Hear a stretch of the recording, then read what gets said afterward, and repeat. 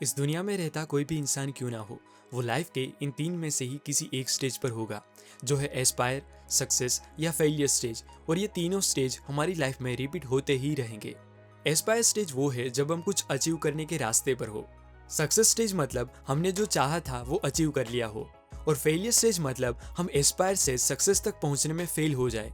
इन तीनों स्टेज पर एक चीज जो हर वक्त हमारे साथ मौजूद होती है वो है हमारा ईगो। और यही ईगो ही हमारा सबसे बड़ा दुश्मन होता है।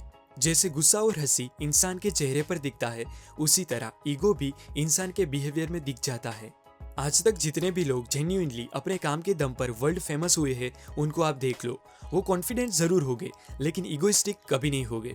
कॉन्फिडेंस और ईगो में बहुत बड़ा अंतर है, जो मैंने शिव खेरा से सुना था कि confidence without humility is arrogance, यानी कि विनम्रता के बिना आत्मविश्वास घमंड है, ईगो है।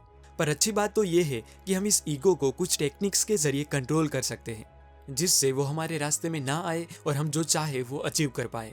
Stage number 1 is Aspire. ये वो स्टेज है जब हम कुछ बड़े और बेटर गोल्स अचीव करना चाहते हो। जैसे कोई गवर्नमेंट एग्जाम की प्रिपरेशन कर रहा होता है, तो कोई अपने ऑडिशन के लिए क्लिप्स बना रहा होता है, या कोई जो अपना बिजनेस प्लान तैयार कर रहा होता है।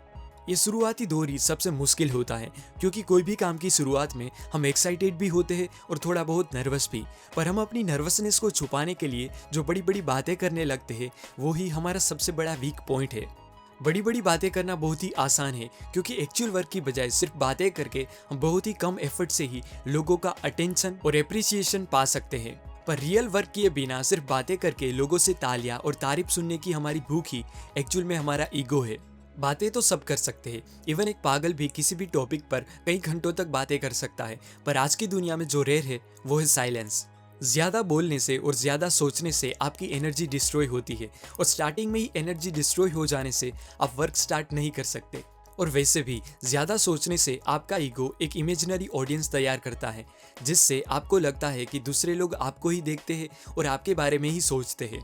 पर हकीकत में ऐसा नहीं होता। ऑथर ने एग्जाम्पल दिया है कि एक टीनेजर ने एक वीक के लिए अपनी क्लास मिस की, क्योंकि कुछ दिनों पहले स्कूल के कैंटीन में उनके पेंट पर जूस गिर गया था, जिससे वो शर्म के मारे स्कूल नहीं गया, क्योंकि उसके ईगो ने एक इमेजिनरी ऑडियंस बना ली कि स्कूल में सब उनके बारे में ही सोचते होंगे और उनकी ही बातें करते होंगे। लेकिन हकीकत तो ये थी कि स्कूल में दूसरे दिन किसी को वो इंसिडेंट याद भी नहीं था। इसीलिए याद रखिए कि आपको जितना लगता है उतना लोग आपके बारे में नहीं सोचते। स्टोइसिज्म में एक वर्ड है यूथीमिया, यानी कि एक्सटर्नल चीजों से डिस्ट्रैक्टेड हुए बिना अपने पाथ पर आगे बढ़ना। आज सोशल मीडिया एप्स और ब्रेकिंग न्यूज ने लोगों के अटेंशन स्पान और काम पर फोकस करने की एबिलिटी को डिस्ट्रॉय कर दिया है। फोर्ड कंपनी के फाउंडर हेनरी फोर्ड ने कहा था कि आपकी रेप्यूटेशन आपने जो किया है उसके आधार पर बिल्ड होती है, ना कि आप जो करने वाले हो। और वैसे भी टैलेंट सिर्फ एक स्टार्टिंग पॉइंट है। आपने खुद देखा होगा कि कई लोग टैलेंटेड होने के बावजूद भी वो उस टैलेंट में से ज्यादा कुछ बिल्ड नहीं कर पाते, क्योंकि उनका ईगो उन्हें किसी ना किसी तरह डरा के रोकने की कोशिश करता है। स्टीव जॉब्स कहते थे कि जब तक आप लोगों को दिखाओगे नहीं, तब तक लोगों को पता ही नहीं चलेगा कि उनको क्या चाहिए। आपका टैलेंट भी एक प्रोडक्ट की तरह है, जब तक आप उसे रिप्रेजेंट नहीं करोगे तब तक लोगों को पता नहीं चलेगा कि उनको ऐसा भी कुछ चाहिए। अभी हम में से ज्यादातर लोग एस्पायर स्टेज पर ही होंगे। तब हमारे ईगो को कंट्रोल में रखने के लिए जो मोस्ट इंपॉर्टेंट चीज है वो है हमारे काम पर ध्यान देना और अपने वर्क को इम्प्रूव करना। बास्केटबॉल प्लेयर बिल ब्रैडली हर वक्त याद रखते थे कि जब आप प्रैक्टिस नहीं कर रहे होते तो कहीं ना कोई जरूर प्रैक्टिस कर रहा होगा, और जब आप उनसे मिलोगे तो वो जीत जाएगा। इसीलिए नो मैटर आप कितने भी टैलेंटेड क्यों ना हो, अगर आगे बढ़ना चाहते हो तो एस्पायर स्टेज पर ही अपने ईगो को इस 2 तरीकों से कंट्रोल करना सीख लो। नंबर 1, हमेशा स्टूडेंट बन के सीखते रहो। और नंबर 2, कम सोच के और एक्शन ज्यादा लेके अपने क्राफ्ट को कंटिन्यूस प्रैक्टिस के जरिए इंप्रूव करते रहे। सेकेंड है सक्सेस स्टेज। जब एस्पायर स्टेज पर हम अपने ईगो को कंट्रोल कर ले और अपने वर्क पे ध्यान दे तो डेफिनेटली हमें सक्सेस मिलेगा। जैसे सक्सेस मिलने से हमारी ताकत बढ़ती है, उसी तरह हमारे ईगो की भी ताकत बड़ी होती है। इसलिए वो हमें दूसरे तरीकों से पीछे धकेलने की कोशिश करेगा। सक्सेस मिलने पर डिस्ट्रैक्शन बहुत आएंगे। Interviews, award functions, reporters, parties, ये सब डिस्ट्रैक्शन आपको आपके एक्चुअल वर्क से दूर ले जाने की कोशिश करेंगे, जो आपके ईगो को बहुत पसंद है, क्योंकि पब्लिक एप्रिसिएशन जो मिलेगा। पर वो काम को हर हमेशा याद रखिए जिसके कारण आज आप ये सब कुछ देख पा रहे हो, क्योंकि वो ही आपकी एक्चुअल वैल्यूज है। अपनी कोर वैल्यूज और वर्क से दूर होके सिर्फ मौज शौक करने का क्या रिजल्ट आ सकता है, वो आप विजय माल्या से खुद ही सीख सकते हो। World famous warrior and Mongol empire Genghis Khan अपने बेटों से कहते थे कि अगर तुम अपनी ईगो को निगल नहीं सकोगे तो तुम लीड नहीं कर पाओगे। वो कहते थे कि दुनिया का कितना भी ऊंचे से ऊंचा पहाड़ क्यों ना हो, उस पर रहने वाला जानवर जब उस पहाड़ की चोटी पर खड़ा हो जाए तब वो जानवर उस पहाड़ से तो ऊंचा ही होता है। जैसे सक्सेस पाना मुश्किल है, उसी तरह वहां पर टिक पाना भी उतना ही मुश्किल है। इसीलिए हमें हमेशा अपनी आइडेंटिटी स्मॉल रखनी चाहिए और स्टूडेंट बन के सीखते और इम्प्रूव करते रहना चाहिए। ऑथर कहते हैं कि जब भी कोई कंपनीज या एंटरप्रेन्योर से पूछा जाता है कि आप क्या करने वाले हो, तो वो कहते हैं कि वो दुनिया को बदलने वाले हैं, जो कि सही भी है। पर एक्चुअल में जो कंपनीज ने अभी दुनिया को बदल दी है, वो कंपनीज अपनी कोर वैल्यूज और कस्टमर सेंट्रिक एग्जीक्यूशन से स्टार्ट हुई थी। जैसे यूट्यूब टीवी रिप्लेस करने के लिए नहीं, पर सिर्फ फनी क्लिप शेयर करने के लिए बनाया गया था।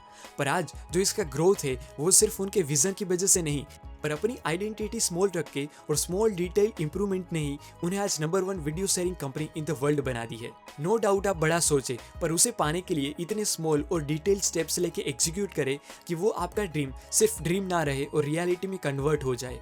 अपनी आइडेंटिटी स्मॉल रखने का मतलब है अपने आप को बढ़ा चढ़ा के रिप्रेजेंट ना करना। अगर आप कोई कंपनी में रिसेप्शनिस्ट हो तो कोई पूछे तो आप कोई कंपनी में एडमिनिस्ट्रेटिव सपोर्टिंग ऑफिसर हो ऐसा कहने की बजाय सिर्फ रिसेप्शनिस्ट हो ऐसा कहो, जिससे आप ग्राउंडेड और पोलाइट रह के दूसरों से सीख पाओगे और अपने वर्क को और इम्प्रूव कर पाओगे।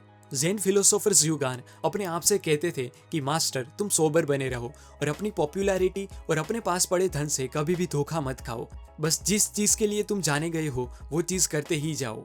रायन हॉलिडे कहते हैं कि जो रियल में सक्सेसफुल लोग हैं वो मॉडेस्ट लाइफ जीते हैं, नॉर्मल घरों में रहते हैं और सिंपल कपड़े पहनते हैं। इसका मतलब ये नहीं है कि उनको लग्जरियस लाइफ जीना नहीं आता, पर वो सिंपलिसिटी के जरिए अपनी कोर वैल्यूज और स्टैंडर्ड्स को ज्यादा इंपॉर्टेंस देते हैं। मोहम्मद अली कहते थे कि जब आप मेरे जितने ग्रेट होगे तब हम्बल बने रहना बहुत ही मुश्किल है, क्योंकि वो मानते थे कि आज की दुनिया में कॉन्फिडेंस, स्किल और टैलेंट से भी ज्यादा जो चीज़ रेयर है वो है सेल्फ अवेयरनेस एंड ह्यूमिलिटी। इसलिए जब भी आपको सक्सेस मिले तो उसे बरकरार रखने के लिए हम्बल बने रहो और ख्वाबों की दुनिया में खुद की स्टोरीज गुनगुनाने की बजाय बस अपना मेन काम करते रहे, क्योंकि सक्सेस मिलने पर इवेंट्स, कैमराज और स्पॉटलाइट लोगों को ज्यादा आकर्षित करती है और अपने कोर वर्क से दूर ले जाती है। इस बुक का लास्ट पार्ट है फेलियर। कोई भी काम में फेल होना आम बात है। अपने ईगो को कंट्रोल में रखने के बावजूद भी हम फेल हो सकते हैं, पर वो फेलियर टाइम में हम क्या करते हैं वो ही सबसे ज्यादा इंपॉर्टेंट है। डेट्रॉइट रेड नाम के लड़के को 10 साल के लिए जेल में डाल दिया गया, क्योंकि उनके ऊपर चोरी, स्मगलिंग, ड्रग्स, हथियारों की हेराफेरी और खून के आरोप थे। वो ना तो किसी को मारने से डरता था, ना तो खुद मरने से, और उनके पास उनकी खुद की गैंग भी थी जो ये सब काम करती थी। जब उसे जेल में डाल दिया गया तो उसने आम कैदियों की तरह बैठे रहने की बजाय जेल में ही सीखना स्टार्ट किया, क्योंकि चाहे वो कुछ भी क्यों ना कर ले वो वहां से निकल पाने वाला नहीं था। इसीलिए उसने समझदारी से जो कर सकता था वो किया। जेल की लाइब्रेरी में ही उसने रिलीजन, हिस्ट्री और फिलोसॉफी के ऊपर कई सारी बुक्स पढ़ी। उसने तो डिक्शनरी भी अपने हाथों से कवर टू कवर लिखना स्टार्ट किया, जिससे उसने कई सारे नए वर्ड सीखे। और जब तक वो जेल में रहा तब तक उसने अपने फ्री टाइम में हमेशा रीडिंग के जरिए कुछ ना कुछ नया सीखा। इस टाइम को इफेक्टिवली यूज करने के कारण ही वो लड़का आगे जाके अमेरिकन मिनिस्टर और सोशल एक्टिविस्ट बना, जिन्हें लोग बाद में माल्कम एक्स के नाम से जानने लगे, जो अमेरिका में कई सारे ह्यूमन राइट्स के लिए लड़े थे।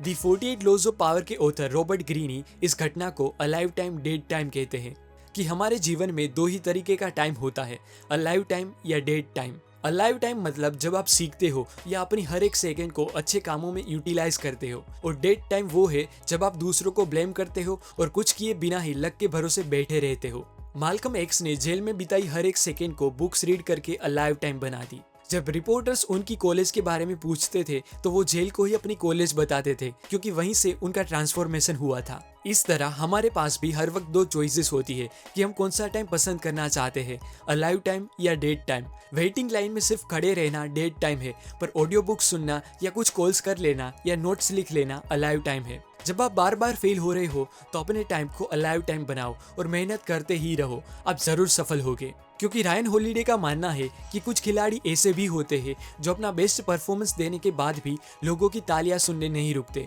क्योंकि वो जानते हैं कि ये तालियां स्टेडियम के बीच खेलने से नहीं, पर जब सब मजे कर रहे थे तब लोगों के एप्रिसिएशन की परवाह किए बिना ही अकेले की हुई प्रैक्टिस से आई है। रायन हॉलिडे ट्रेनिंग को स्वीपिंग से रिलेट करते हैं कि सिर्फ एक बार ही फ्लोर स्वीप करने से फ्लोर हमेशा के लिए क्लीन नहीं रहता, उस पर हर रोज डर्ट आएंगी ही। इसीलिए हमें उसे क्लीन रखने के लिए हर रोज सफाई करनी पड़ेगी। और वही चीज आपके टैलेंट के साथ भी है कि सिर्फ एक बार प्रैक्टिस करने से कुछ नहीं होने वाला। उस टैलेंट को चमकाने के लिए आपको हर रोज उस पर एक स्वीपर की तरह सफाई करनी पड़ेगी। प्रैक्टिस के जरिए अपने टैलेंट को चमकाना पड़ेगा, नहीं तो उस पर जंग लग जाएगा। ईगो इज द एनिमी काफी अच्छी बुक है जो एक लीडर, एथलीट, एंटरप्रेन्योर, डिजाइनर और हर वो एक क्रिएटिव पर्सन को रीड करनी चाहिए जो इस 21वीं सेंचुरी में दूसरों से अलग बन के आगे बढ़ना चाहते हो। अगर आप इस बुक को रीड करना चाहते हो तो इसकी लिंक मैंने डिस्क्रिप्शन में दे दी है, जहां से आप इस बुक को खरीद के रीड कर सकते हो। धन्यवाद।